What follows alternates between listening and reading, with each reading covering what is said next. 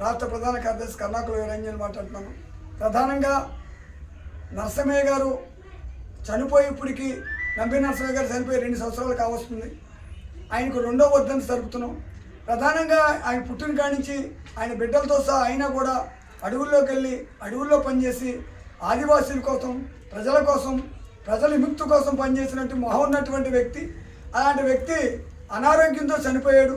ఆయన స్వగ్రామం దగ్గర ఆయన స్తూపం కూడా కట్టాం మేము. ఇవాళ ప్రధానంగా కాకినాడ జిల్లా జగ్గంపాడు మండలం రంగవల్లి గ్రామంలో ఆయన వర్ధంతి సభని ఆయనకి పూలమాలలు వేసి ఆయన వర్ధంతి సభ జరుపుకుంటున్నాం. ఎందుకంటే వీరులు చనిపోతే మళ్ళీ పుట్టాలని కోరుకుంటారు ప్రజలు. ఎందుకంటే వాళ్ళు పుట్టిందే ప్రజల కోసం, బతుకుతున్నదే ప్రజల కోసం, ప్రజలే వాళ్ళకి ఆయుధం.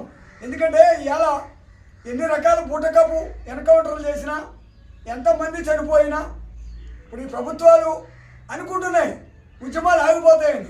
సమస్యలు ఉన్నంతకాలం, పేదలు ఉన్నంతకాలం, పేదలు విముక్తి అవనంతకాలం, పేదల సమస్యలు అవనంతకాలం, పేదలకు భూములు రానంతకాలం, పేదలు ఆకలితో అలవడిస్తున్నంతకాలం కమ్యూనిస్ట్ పార్టీ ఉంటూనే ఉంటుంది. అది ఎక్కడికి వెళ్ళదు, ఉండదు. అందుకే నంబి నరసింహయ్య లాంటి వాళ్ళు మళ్ళీ పుట్టాలని నేను కోరుకుంటున్నాను.